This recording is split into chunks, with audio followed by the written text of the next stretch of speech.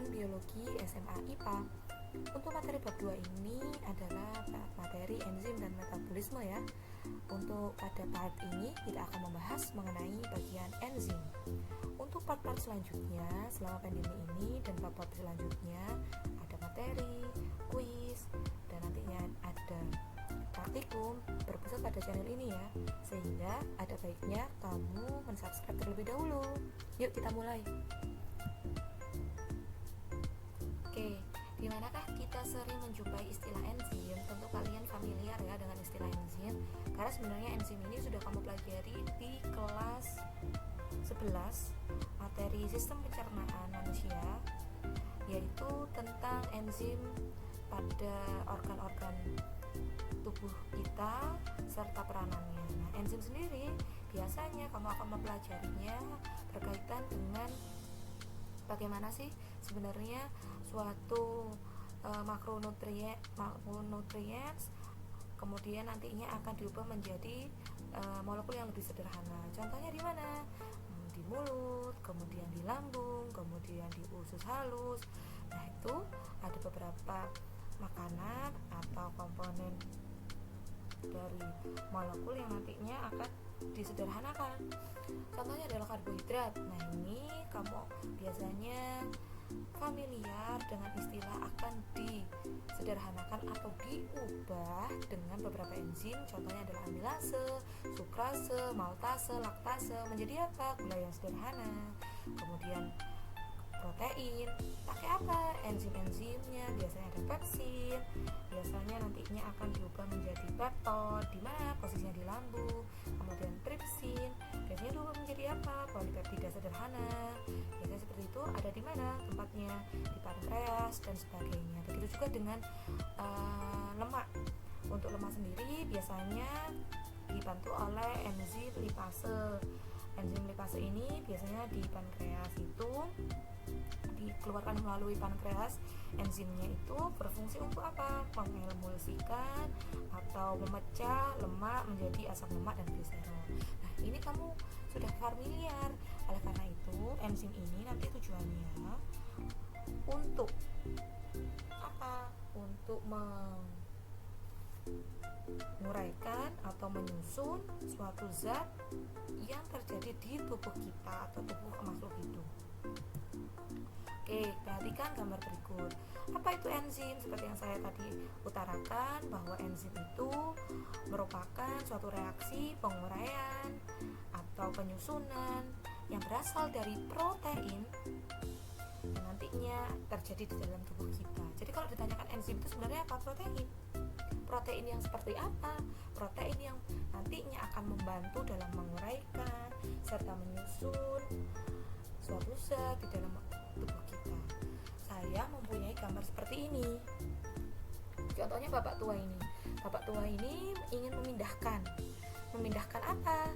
Suatu bola ini ke bagian sini. Apa yang harus dilakukan jika ingin memindahkannya? Tentu saja akan melewati bukit seperti ini. Tentu saja mengeluarkan energi yang banyak untuk apa? Mendorongnya untuk menaiki puncak bukit ini, serta nantinya bisa untuk mendorong dari apa? Bola ini. Energi ini yang digunakan untuk naik ini disebut energi aktivasi. Yaitu energi apa? Energi aktivasi itu, energi aktivasi disebut juga sebagai energi yang dibutuhkan atau energi minimum yang dibutuhkan untuk memulai suatu reaksi. Jadi dia memerlukan energi aktivasi untuk memulai kegiatan untuk mendorong bola itu naik ke bukit ini. Jika saya misalkan suatu reaksi yaitu laktosa ingin saya pecah menjadi glukosa dan galaktosa tanpa adanya enzim, maka energi aktivasi yang saya keluarkan atau energi awal yang saya butuhkan untuk memecah laktosa menjadi glukosa dan galaktosa akan sangat banyak. Lain ceritanya jika saya mempunyai seperti ini. Apa itu? Saya bantu dengan enzim. Enzimnya apa? Laktase. Jadi saya ingin memecah laktosa menjadi glukosa dan galaktosa dibantu oleh laktase, yaitu enzim laktase, maka energi aktivasinya tidak akan sebanyak tadi. Maka energi awal yang dibutuhkannya untuk memulai suatu reaksi atau energi aktivasinya akan jauh lebih kecil untuk mendorongnya atau untuk memulainya lebih kecil, sehingga akan terjadi pembentukan glukosa dan galaktosa tentu saja lebih cepat. Jadi kalau dari sini Bapak ini akan mendorongnya lebih cepat mana?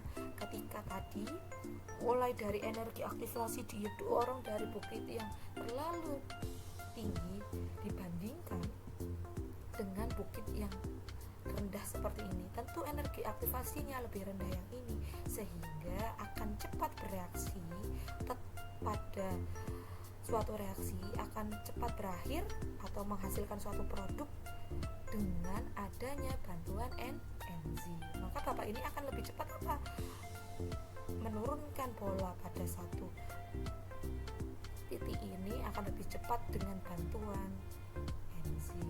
Paham ya? Ini adalah gambarannya seperti itu. Jadi enzim dibutuhkan dalam suatu reaksi, baik itu penggabungan, baik itu pemecahan seperti ini, dengan tujuan untuk mengurangi energi aktivasi, yaitu energi minimum yang dibutuhkan untuk mengawali suatu reaksi sehingga suatu reaksi berjalan lebih cepat. Paham ya? Silakan kamu tulis bagian part penting pada bahasan. Oke, sekarang kita akan membahas mengenai struktur enzim. Untuk membahas mengenai struktur enzim, sebenarnya struktur utamanya itu adalah protein. Tetapi dia mempunyai dua kondisi, di mana kondisi yang pertama adalah sederhana. Sederhananya itu terdiri dari beberapa bagian dari struktur yang kita sebut sebagai simple enzim. Kondisi yang berikutnya adalah di mana adalah kompleks enzim, yaitu kondisi di mana full package atau kondisi lengkapnya seperti apa. Kita bahas dulu mengenai simple enzim. Simple enzim itu terdiri dari yang pertama tentu saja adalah enzimnya. Yang kedua adalah substratnya. Substrat merupakan molekul yang nantinya akan menempel pada enzim. Yang ketiga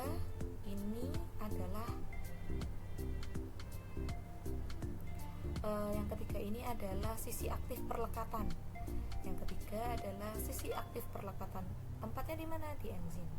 Yang keempat adalah produk yang akan dihasilkan dari proses enzimatis. Kita ulangi, yang pertama adalah enzimnya, yang kedua adalah substratnya, yang ketiga adalah ini, yaitu sisi aktif perlekatan pada enzim, yang keempat adalah produk yang dihasilkan. Contohnya apa? Contohnya yang seperti tadi ya, ada enzim laktase ingin memecah apa? Laktosa itu adalah substratnya. Laktosa dan laktase itu kan match, jadi dapat melekat pada sisi aktif, jadi cocok melekat pada sisi aktif, nantinya akan bergabung menjadi ESC, yaitu apa? Enzim substrat kompleks. Kemudian setelah bereaksi akan menghasilkan apa? Produknya tadi apa? Glukosa dan galaktosa. Jadi ada 4 simple enzim structure. Yang kedua yaitu kondisi kompleks enzim, kondisi di mana lengkapnya struktur enzim seperti apa. Ketika lengkap, enzim itu terdiri dari apoenzim dan gugus prostetik. Jadi ada apoenzim serta ada bagian gugus prostetik. Apoenzim terdiri dari apa? Sama dengan simple enzim, yaitu ada bagian enzimnya, nanti di sini ada substratnya yang akan datang. Di sini ada sisi aktif perlekatan, di sini ada sisi alosterik. Nah, sisi alosterik itu berfungsi untuk nantinya akan menempel apa? Menempel gugus prostetik, koenzim atau kofaktor atau inhibitor. Struktur yang kedua adalah gugus prostetik. Pada kompleks enzim, selain ada apoenzim, ada gugus prostetik. Apa itu gugus prostetik? Yaitu terdiri dari koenzim atau kofaktor. Koenzim berfungsi untuk membantu meningkatkan kerja enzim. Jadi nanti sudah ditambah enzim, ditambah substrat, ditambah koenzim, makin cepat tuh nanti reaksinya. Ada juga ditambah oleh kofaktor. Apa itu fungsinya? Untuk menstabilkan suatu reaksi sehingga nanti tidak mudah putus atau tidak mudah pecah di tengah-tengah membuat produk, belum jadi produknya tetapi sudah rusak duluan. Nah, itu fungsinya dari kofaktor. Jadi saya ulangi, gugus prostetik terdiri dari koenzim yang fungsinya adalah membantu meningkatkan kerja, sedangkan kofaktor adalah untuk menstabilkan susunan kimia pada substrat. Ketika nanti apoenzim dan gugus prostetik itu bergabung, contohnya seperti ini kan apoenzim, ada enzim, kemudian ada substrat, ada sisi aktif perlekatan, akan ditambah dengan gugus prostetik. Apa ini contohnya, Budi? Lah, mengambil contoh adalah koenzim. Maka di satu package ini disebut sebagai holoenzim. Holoenzim terdiri dari apa? Apoenzim dan koenzim. Maka disebut apa? Enzim substrat kompleks atau holoenzim. Jadi nanti kalau ditanya holoenzim itu terdiri dari apa? Ya, kamu jelaskan bahwa holoenzim itu terdiri dari apoenzim serta gugus prostetik. Terserah gugus prostetiknya apa, boleh koenzim, boleh kofaktor.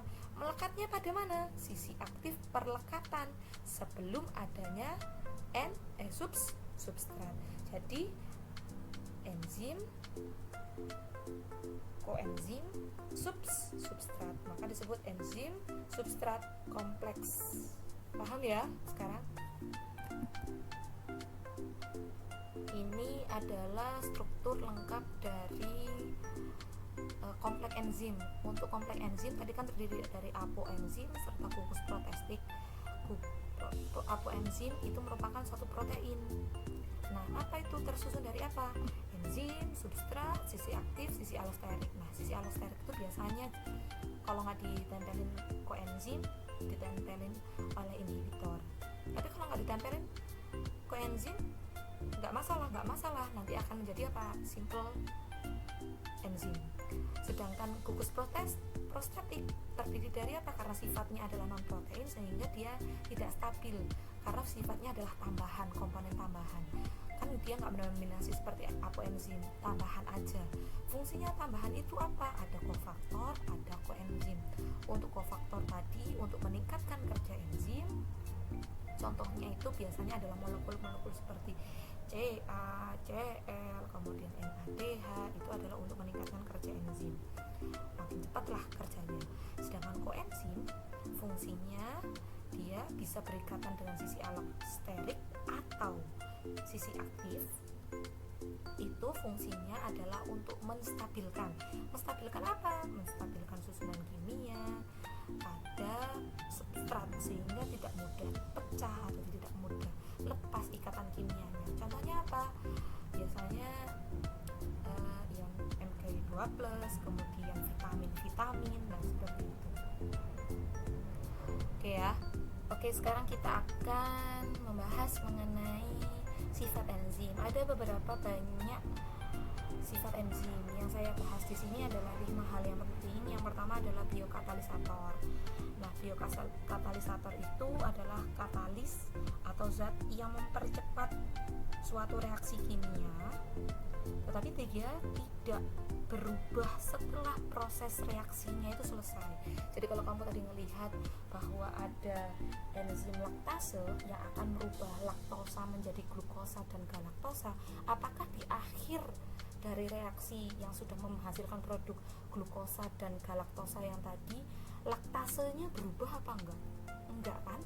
Nah, karena laktase atau enzim ini hanya untuk mempercepat reaksi kimia, proses perubahan tadi, proses perubahan laktosa menjadi gula sederhananya tadi. Tetapi setelah berakhir reaksi kimianya, dia tidak mengalami perubahan reaksi. Kemudian yang kedua adalah sifat protein, yaitu apa? Pada suhu tinggi dia akan mengalami kerusakan atau denaturasi. Sedangkan pada suhu rendah dia akan mengalami inaktif, malah nggak aktif enzim itu, malah mengalami koagulasi. Apa itu koagulasi? Menggumpal. Jadi kalau denaturasi biasanya pecah atau mencair gitu. Kalau koagulasi itu biasanya menggumpal. Ingat-ingat ya. Sedangkan sifat yang ketiga itu adalah spesifik. Jadi enzim pasti akan cocok atau mau berikatan hanya dengan substrat yang cocok saja. Contohnya tadi, saya punya enzim laktase, maka substrat yang cocok adalah laktosa. Kalau saya punya laktase, saya punyanya adalah protein, maka apakah cocok?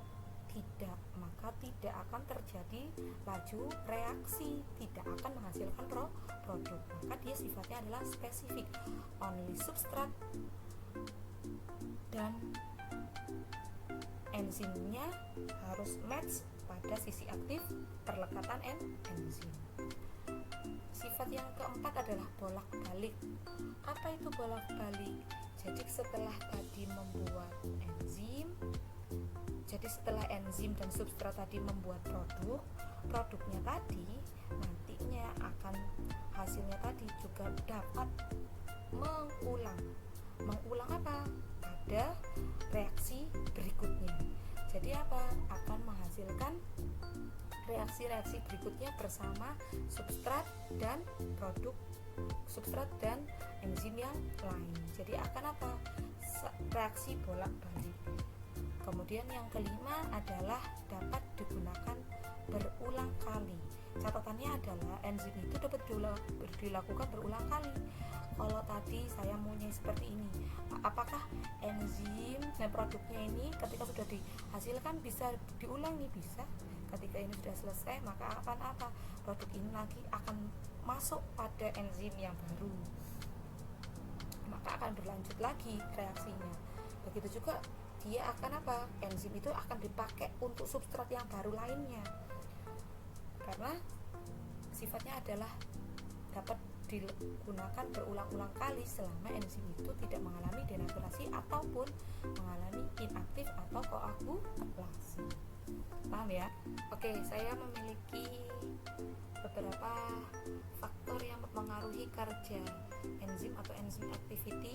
Silahkan kalian prediksi dulu. Gambar yang pertama itu ada enzim dan berbagai macam substrat. Ada enzim tipe 1 seperti ini ternyata pasangannya, yang kedua seperti ini, yang ketiga seperti ini. Ketika saya mempunyai animasi seperti berikut, silahkan kalian tonton.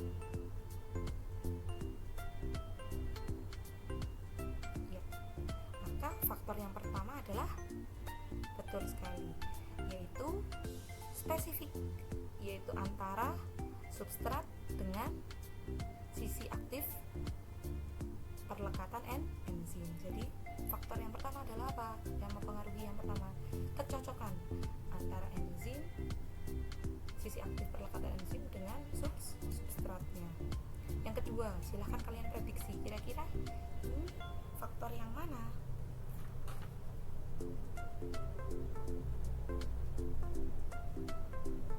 Ya, yang kedua ini adalah kerja bolak-balik. Jadi ini ada enzim, ada lipase, kemudian ada lipid, kemudian nanti akan menghasilkan ESC, kemudian nanti produknya adalah asam lemak dengan gliserol, produknya akan dilepaskan, produknya nanti bisa jadi dilepas kemudian berikan kembali dengan lipase awal, akan membentuk seperti ini, akan berubahkan lipase awal kan membentuk asam lemak dan gliserol kan akan membentuk lagi ada susunan kimia lagi, akan membentuk lipid lagi, kemudian akan apa, membentuk reaksi yang sama. Maka yang kedua adalah faktor yang kedua adalah itu bolak balik, kerja bolak balik. Kemudian yang ketiga, faktor yang ketiga adalah kalau saya udah berbicara tentang pH atau pH, maka apa? Faktor yang ketiga adalah derajat keasaman atau pH level. pH level itu ternyata satu enzim dengan enzim yang lain ternyata dia mempunyai perbedaan optimum pH. Jadi dia paling cocok di mana, kondisi pH yang seperti apa. Saya mempunyai 3 contoh enzim, yaitu enzim pepsin, kemudian enzim amilase, kemudian enzim arginase. Saya ambil contoh pepsin. Pepsin berada di lambung kan? Dia mengubah apa? Protein menjadi pepton. Kita lihat, ternyata pepsin pH optimumnya 2. Kita cek di grafik. Ternyata benar bahwa puncaknya terdapat di pH 2. Maka kondisi pepsin saat pH 1 ini disebut sebagai apa? Akan inaktif atau belum aktif atau mulai akan bereaksi. Jadi kondisi yang pertama dia aktif tetapi belum optimal, aktif tetapi belum optimal. Sedangkan posisi pH yang kedua adalah kondisi paling optimum. Kondisi paling optimum itu apa? Kerjanya cepat, karena dia situasi dan kondisinya paling cocok dengan dia. Kalau pH-nya 3 ke atas, 3 ke 4 dan sebagainya, maka dia mengalami inaktif atau tidak dapat bekerja, kan turun kerjanya dulu. Inaktif nantinya tidak akan kerja, akan melambat. Coba sekarang kamu latihan amilase. Kalau amilase berada di pankreas. Untuk apa? Mengubah amilum menjadi disakarida. Ayo cek apakah amilase optimum pada pH mana? Amilase ini dia. Ketika cocoknya kita tarik optimumnya sekitar sekian, 6,8 sampai 7. Nah, kondisi ini adalah kondisi optimum atau kondisi di mana dia cepat kerjanya, paling cepat kerjanya. Kondisi pH 4, 5 atau malah di bawahnya adalah kondisi di mana dia akan mulai kerja. Mulai membangun kerjanya lambat tetapi masih aktif. Sedangkan pada pH 8, 9 bahkan pH-nya sangat basah, maka dia tidak aktif atau kondisi di mana penurunan kerja. Silahkan kamu isi untuk arginase sendiri. Gampang ya, kalau kamu mempunyai grafik seperti ini. Kalau arginase kamu tarik di manakah posisi yang tepat optimumnya, kondisi 6 sampai 8, maka pH tersebut pada kondisi apa? Sedangkan 12 sampai pH 14 kondisi seperti apa? Kalian tuliskan sendiri. Oke ya. Next, berikutnya adalah gambar berikut. Saya memiliki gambar enzim sebelum atau kondisi normal. Ketika nanti saya panaskan, maka akan terjadi denaturasi. Apa itu denaturasi? Kerusakan yang menyebabkan perubahan dari enzim. Sisi aktifnya udah nggak terdeteksi. Perubahan apa? Sisi aktifnya berubah, enzimnya pun berubah. Maka ketika normal, enzim enzim dan substratnya walaupun cocok dia match.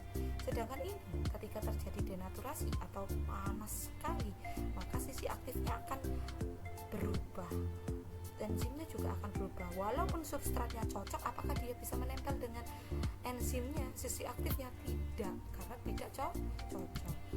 Maka yang keempat ini apa faktornya? Ya, betul sekali, yaitu adalah suhu. Yang keempat adalah suhu. Suhu yang paling cocok untuk reaksi enzimatis ada berapa? Ini dia, kamu lihat, optimum temperature berarti 3,8. Sekarang lihat, pada kondisi 0 derajat apakah yang terjadi? Coba kamu cek. Kalau 0, apakah dia sudah mulai aktif? Belum. Maka kamu tulis kondisi inaktif atau belum aktif. Kondisi 10 sampai 20 derajat, apakah yang terjadi? 10 sampai 20 derajat. Iya. Increasing enzyme activity. Jadi apa? Mulai kerja enzim mulai naik, tetapi kan belum cepat. Jadi kalau ada enzim sama substrat, kerja enzim masih lambat. Enzim dan substratnya bertemunya masih lambat walaupun sudah mulai aktif. Kondisi 3,8 maka cepat, atau kondisi maksimum, kerjanya semakin cepat. Tiba suatu saat enzimnya akan apa? Rusak. Kenapa? Karena suhunya terlalu panas. Jadi 50 derajat mengalami apa? Denaturasi. Sisi aktif perlekatannya berubah, enzimnya pun berubah. Maka dalam kondisi apa? Denaturasi. Jadi kondisi 0 masih belum inaktif atau belum aktif. 10 sampai 20 adalah apa? Kerja enzim mulai naik tapi belum optimum atau belum cepat. Kondisi 38 derajat maka apa? Kondisi optimum, yaitu enzim dan substratnya kerjanya atau cepat melekatnya, cepat klik, cepat untuk melekat, cepat untuk menghasilkan produk. Tetapi kalau dalam kondisi over 40 sampai 50 derajat, 40 sampai 50 derajat maka akan terjadi denaturasi. Paham ya? Faktor yang kelima. Faktor yang kelima ini saya mempunyai semacam grafik. Nah, grafik ini kamu cek pada awal enzim dan substrat bergabung dengan cepat, karena ada enzim, ada substrat, jumlahnya pas. Nah, seperti ini. Enzim, substrat, pas akan membentuk apa? ESC, enzim substrat kompleks. Penambahan substrat akan mempercepat karena apa? ESC-nya justru akan lebih cepat untuk terbentuk. ESC produk akan cepat untuk terbentuk. Sampai pada kondisi tertentu akan terjadi titik jenuh. Kapan titik jenuh? Seperti ini. Ini saya tarik garis seperti ini ya. Garis titik-titik seperti ini. Apa itu kondisi titik jenuh? Kondisi di mana semua enzim sudah berikatan dengan substratnya. Ini kan sudah berikatan. Nah, sudah berikatan nih. Berikatan. Akhirnya substrat yang ditambahkan tadi tidak ada pasangannya dengan enzim. Alhasil tidak ada reaksi apapun atau reaksi konstan atau kita sebut sebagai nggak ngefek. Jadi ketika nanti pada kondisi jenuh, yaitu enzim sudah berikatan semua dengan substrat, penambahan substrat bagaimanapun juga tidak akan ada pengaruhnya terhadap kenaikan reaksi. Kenapa? Karena enzimnya sudah habis untuk bereaksi dengan substrat, alias kerja enzim jadi konstan atau tidak ngefek. Paham ya? Oke. Next. Berikutnya yang keenam adalah faktornya adalah air. Kenapa saya bilang air? Kalau kamu flashback untuk bab 1 kemarin, dormansi itu ketika ada inhibisi, yaitu masuknya air dan oksigen, maka kerja enzim akan aktif. Untuk apa? Terjadi perkecambahan. Ketika ketika air di bawah 15% maka enzim nggak mau aktif, alias dalam kondisi dorman. Ketika nanti kamu celup di dalam air atau kamu rendam di dalam air, maka ada terjadi inhibisi, maka bijinya akan aktif dalam kondisi aktif dari dorman, sehingga enzimnya akan naik aktif, kemudian memecah cadangan makanan, kemudian akan mulai berkecamuk. Kemudian faktor berikutnya adalah luas permukaan substrat. Sekarang kamu cek di depan ini, saya mempunyai substrat dan enzim dengan kondisi bentuk yang berbeda. Saya mempunyai bentuk seperti ini, enzim seperti ini, dan saya mempunyai enzim seperti ini. Sedangkan bulat-bulat ini adalah substratnya. Maka enzim bagian 1, gambar 1 atau gambar 2 kah yang lebih banyak akan bereaksi? Maka kamu bisa lihat enzim ini sisi aktifnya hanya pada bagian tepi, sehingga substratnya akan menempel hanya di sisi aktif bagian tepi ini. Sedangkan kalau enzimnya terpecah, maka permukaannya bisa dilekati oleh substrat lebih banyak, sehingga kamu bisa lihat bahwa ESC-nya pasti lebih banyak terbentuk pada gambar yang nomor 2. Jadi luas permukaan akan mempengaruhi. Semakin luas permukaan dari enzim, maka sisi aktifnya akan tertempel pada substratnya jauh lebih sedikit dibandingkan ketika enzimnya dibentuk dalam banyak sisi aktifnya. Nah, kalau sisi aktifnya banyak, otomatis substrat yang menempel jauh lebih banyak dan akan menghasilkan ESC dan produknya lebih banyak. Itulah tadi 7 faktor dari kerja enzim. Bisakah kamu menyebutkan sekali lagi? Ada luas permukaan, ada air, konsentrasi substrat, maupun nanti bisa dibalik nih, konsentrasi enzimnya banyak atau substratnya banyak. Kemudian ada, benar sekali, suhu. Kemudian ada pH atau derajat keasaman. Kemudian ada sifat yang spesifik atau faktor yang spesifik, serta bolak balik. Paham ya? Oke, kita akan membahas mengenai cara kerja enzim. Untuk cara kerja enzim ada 2, yaitu secara lock and key serta induced feed. Oke, perhatikan gambar di depan. Ini ada enzim, ini ada substrat, akan menghasilkan enzim substrat kompleks atau ESC. Tatanannya akan bekerja secara lock and key. Jadi apa? Satu gembok pasti untuk satu kunci, sehingga satu substrat yang cocok akan menempati pada sisi aktif enzim yang cocok juga. Jadi kita akan lihat enzim akan memasangkan diri pada substratnya, akan memasangkan diri pada sisi aktif yang cocok, kemudian akan membentuk produk. Istilahnya adalah aku untuk kamu. Jadi akunya adalah enzim, kamunya adalah substrat. Jadi kita adalah pasangan yang klop. Nah, seperti itu ya. Oke, tatanan baku. Yang kedua, cara kerjanya adalah ada enzim, ada substrat. Apakah ini bisa? Tentu saja tidak bisa. Akan sulit. Maka akan secara ini. Sisi aktif enzim akan fleksibel. Jadi sisi aktif itu akan menyesuaikan bentuk substrat. Jadi kalau istilahnya adalah aku menyesuaikan kamu. Jadi aku menyesuaikan sifat-sifat dari kamu. Akunya siapa? Akunya enzim. Menyesuaikan siapa? Kamunya adalah substrat. Jadi dia akan merubah apa? Merubah sisi aktifnya demi siapa? Demi substrat. Itu gampangnya. Jadi ada 2 tipe cara kerjanya, adalah aku untuk kamu, yaitu adalah lock and key, serta aku menyesuaikan kamu, yaitu adalah induced feed. Oke ya, gampang. Kemudian kita akan berlanjut ke inhibitor.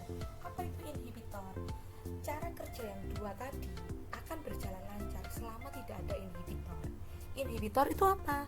Inhibitor adalah molekul protein yang menghambat kerja enzim dan substrat tentu saja sebagai biokatalisator. Jadi ketika ada inhibitor, maka kerja enzim dan substrat tidak akan terbentuk ESC atau enzim substrat kompleks, apalagi akan membentuk produk.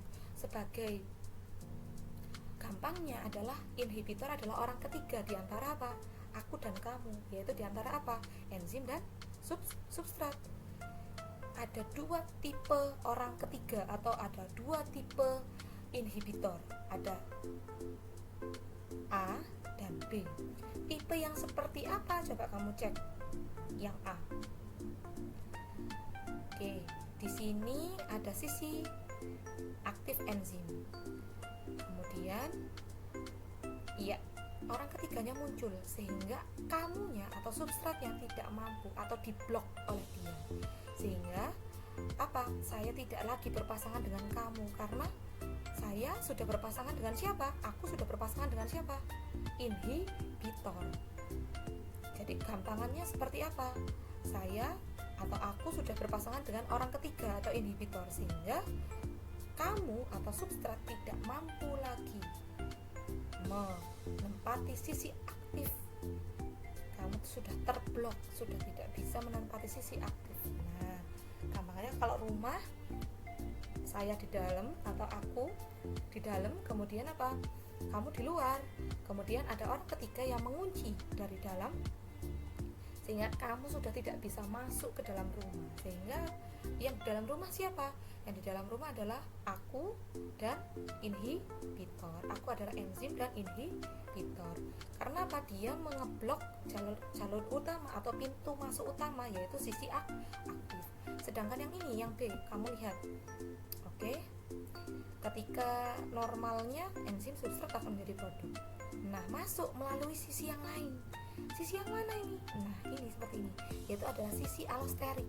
Ketika inhibitor itu masuk ke sisi allosterik, apa yang terjadi? Merubah apa? Bentuk dari merubah bentuk dari sisi aktif, sehingga substrat yang asli apakah bisa masuk? Tidak.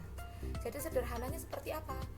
Ada inhibitor atau orang ketiga masuk melalui jalur belakang atau melalui pintu belakang rumahmu. Maka apa?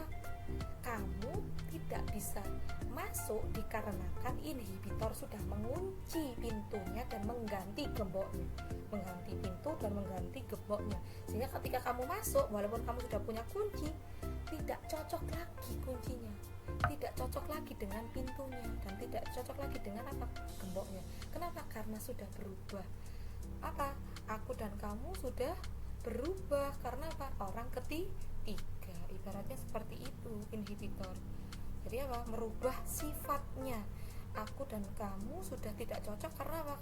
Aku sudah bersama inhibitor merubah sifat asli aku atau merubah sifat asli dari enzim, sehingga substrat yang asli atau pasangan yang asli tidak bisa masuk. Gitu ya. Itu adalah yang A. Jadi kesimpulannya adalah A adalah inhibitor karena dia masuk melalui jalur utama, yaitu sisi aktif, maka inhibitor kompetitif.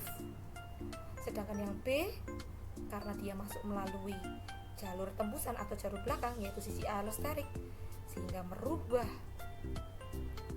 sifat asli dari enzim atau merubah dari sisi aktif enzim, maka inhibitor non kompetitif. Gampang ya. Aku dan kamu itu adalah lock and key. Aku menyesuaikan kamu adalah Indosat Fit. Inhibitor adalah orang ketiga. Inhibitor kompetitif adalah apa? Inhibitor yang masuk melalui jalur utama, yaitu sisi aktif. Inhibitor non kompetitif yaitu apa? Inhibitor yang masuk melalui jalur cadangan, yaitu sisi allosterik, di mana dia sudah merubah apa? Gembok atau jalur utama sisi aktif pada enzim. Paham ya? Oke, berarti ketika nanti kamu dilihat seperti ini, reaksinya adalah seperti apa? Ketika awal ada enzim, kemudian ada substrat, maka kerjanya akan cepat. Ketika ada inhibitor langsung sah. Apa itu? Kerjanya membentuk ESC dan produk, maka akan turun, maka jumlah yang terbentuk produknya maka akan berkurang tajam. Maka itu ketika ada enzim, ada substrat, ada inhibitor, maka ESC dan produk akan terhambat terbentuknya. Paham ya?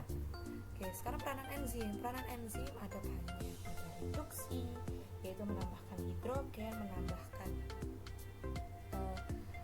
ikatan hidrogen pada struktur kimia atau ikatan kimia, kemudian dehidrasi, oksidasi, dan lain sebagainya yang kamu bisa lihat di buku paket kamu, mungkin di halaman sekitar 51. Paham ya? Oke, sampai di sini pembelajaran kita mengenai enzim. Silahkan kamu kerjakan soal literasinya, kemudian kerjakan proyeknya dan tugas-tugas yang lain. Pada next part kita akan membahas mengenai metabolisme.